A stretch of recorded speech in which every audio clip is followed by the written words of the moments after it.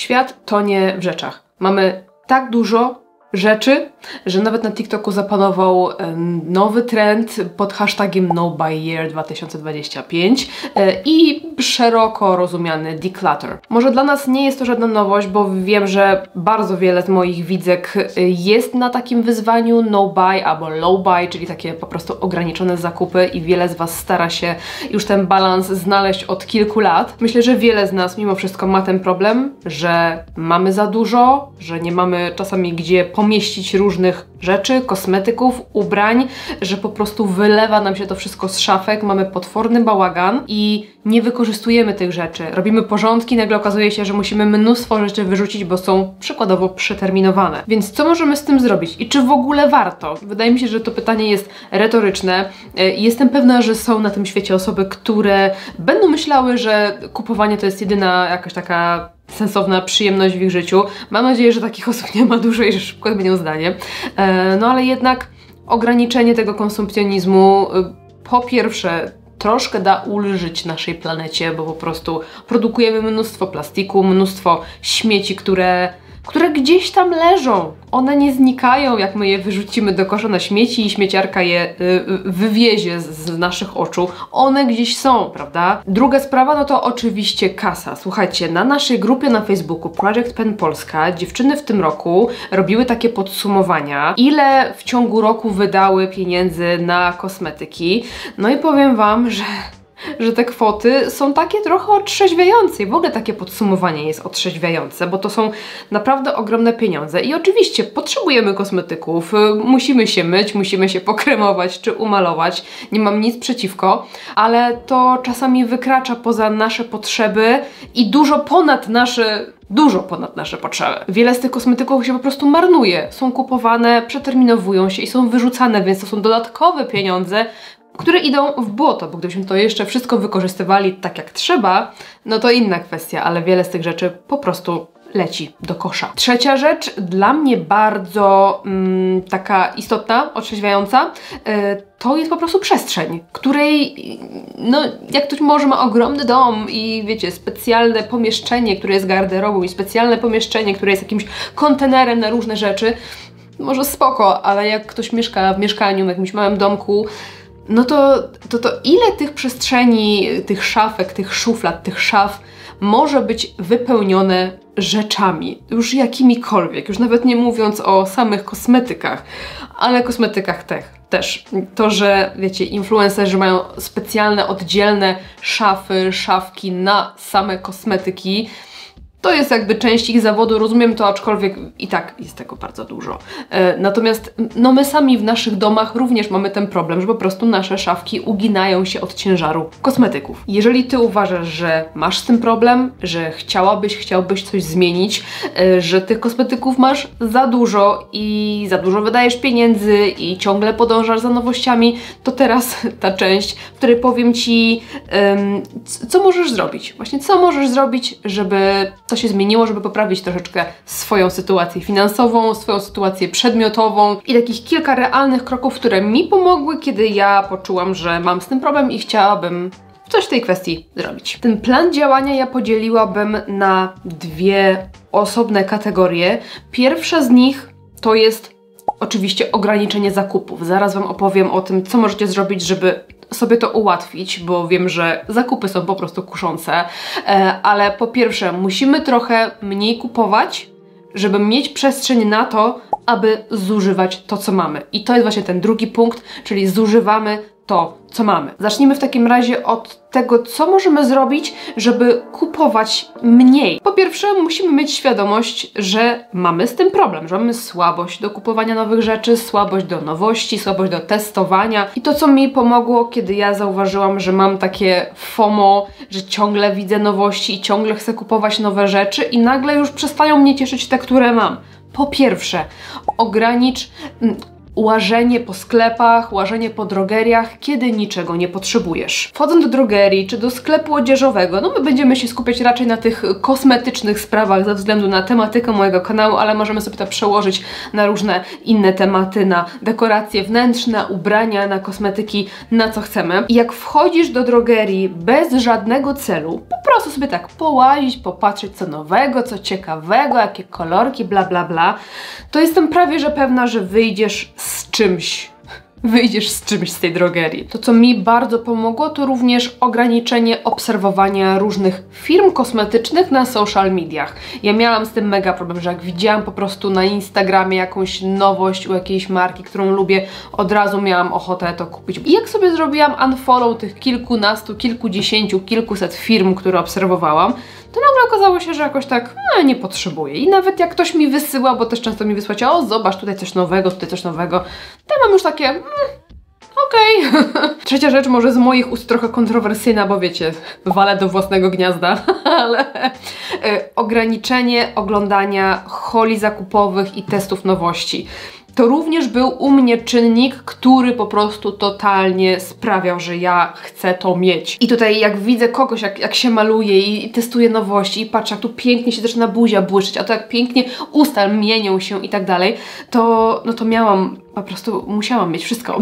Jeżeli teraz oglądam jakieś YouTube'owe beauty treści i są to testy, to raczej właśnie pod kątem, że coś mnie konkretnie interesuje i chcę sprawdzić jakąś recenzję i pod tym kątem jak najbardziej spoko, jeżeli szukamy jakiegoś kosmetyku, który będzie dobry, szukamy jakiegoś polecanego pudru czy podkładu, albo właśnie chcemy sprawdzić recenzję tego konkretnego, te hole i te testy się przydają, ale ja nie włączam ich sobie tak, może coś fajnego podpatrzę. Jeżeli nie możesz się powstrzymać od przeglądania tych nowości, to jest taka metoda, którą ja nazwałam metodą pełnego koszyka. Słuchaj, przeglądasz sobie różne kosmetyki, różne rzeczy, które Cię interesują w drogerii, wrzucasz to wszystko do koszyka i ten koszyk zostawiasz. Nie kupujesz nic, tylko zostawiasz. I niektórzy zostawiają sobie ten koszyk i dają sobie na przykład dzień, 2, 3, tydzień na przemyślenie i jak wracają do tego koszyka, to zastanawiają się, czy wciąż mają taką ogromną ochotę tę rzecz posiadać. I czasami jest tak, że no tak Ci się marzyła ta paleta, że kupujesz i to jest okej, ale stwierdzasz, nie no, ja tego tuszu jednak nie potrzebuję, ani tego podkładu, a pudrów mam 5, więc rezygnuję z tego. Więc po tym tygodniu potrafimy, czy tam dniu, 2, 3 obojętnie, trochę otrzeźwieć z tych emocji i z tej ochoty kupowania i kupujemy to, co faktycznie potrzebujemy, albo nie kupujemy nic, bo jednak okazuje się, że to był tylko taki chwilowy impuls i on po prostu przeszedł i jednak okazuje się, że wcale tej rzeczy tak bardzo nie pragniesz. Druga metoda, z której też czasami korzystałam i wiem, że wiele z Was korzysta, to jest właśnie nawrzucanie sobie, poprzeglądanie sobie tych rzeczy, nawrzucanie sobie do koszyka i po prostu zamknięcie, wywalenie tego koszyka, nie? Po skończonej sesji takiego oglądania.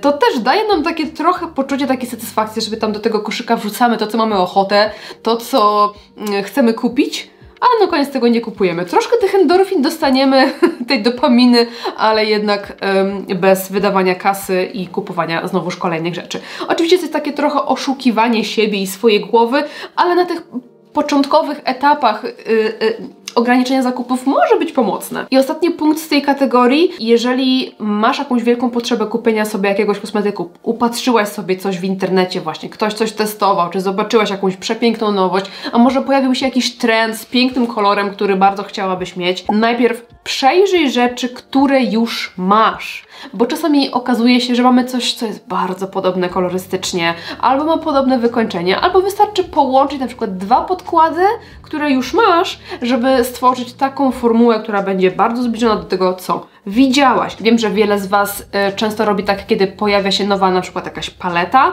po prostu przeglądacie swoje zbiory paletkowe i patrzycie, okej, no w sumie takie brązy mam, podobny fiolet mam tutaj, a w tej palecie mam podobny błysk. I już ta potrzeba kupienia okazuje się mniejsza, bo okazuje się, że no po prostu macie już bardzo podobne rzeczy, tylko po prostu porozkładane, wiecie, po różnych na przykład paletkach. I tym punktem tak płynnie przechodzimy do tej drugiej jakby kolumny, czyli zużywania tego, co masz. Właśnie takie przeglądanie tych swoich rzeczy bardzo pomaga właśnie w uświadomieniu sobie, co mamy i jak dużo mamy i no właśnie pomyśleć, co możemy z tymi rzeczami zrobić. Żeby sobie to ułatwić, po pierwsze zrób porządek. Posprzątaj te kosmetyki, poczyść te kosmetyki, posegreguj sobie te kosmetyki, sprawdź, które już są mocno przeterminowane, które trzeba wyrzucić. Jeżeli są jakieś nowe, nieużywane, odstaw je jako zapasy.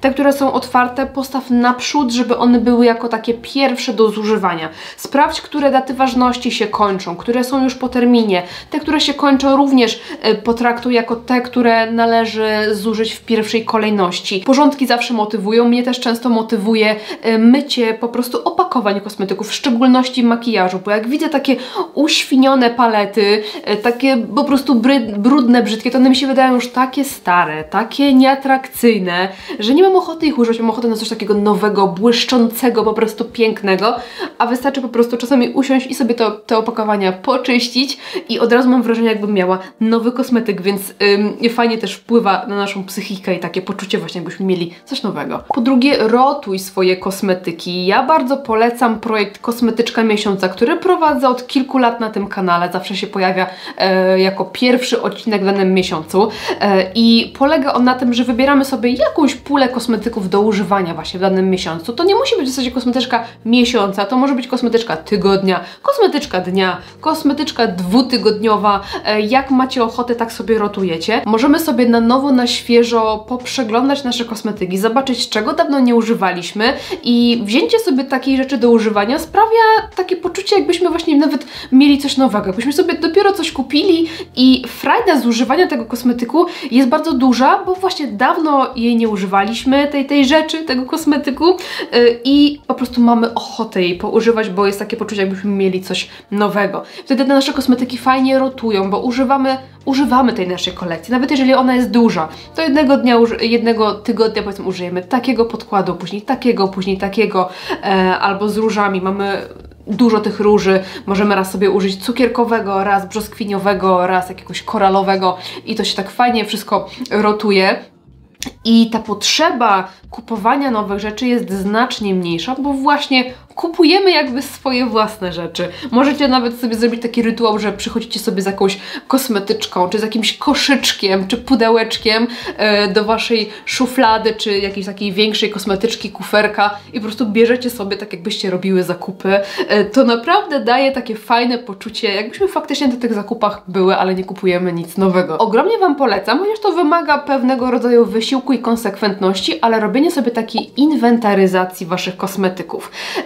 Ja mam przykładowo w komputerze taką tabelkę, w której wpisuję sobie wszystkie kosmetyki, spisuję sobie ich liczbę, mogą to być również kategorie, że na przykład mam tyle i tyle szminek, tyle i tyle bronzerów, tyle i tyle podkładów i zapisuję sobie do tej tabelki wszystko, co kupuję nowe, co zużyłam, co kupiłam, co oddałam, sprzedałam, co dostałam i tak dalej, więc mam taką bieżącą liczbę tych kosmetyków mniej więcej cały czas, jakby widzę ją, tak? Mam świadomość, ile tych rzeczy jest, że muszę na przykład tutaj się pilnować. To też mi pomaga właśnie pilnować się z zakupami, z ograniczeniem tych zakupów, bo widzę, że ta liczba na przykład mi z miesiąca na miesiąc rośnie. No to już tak wiecie, trochę się powstrzymam.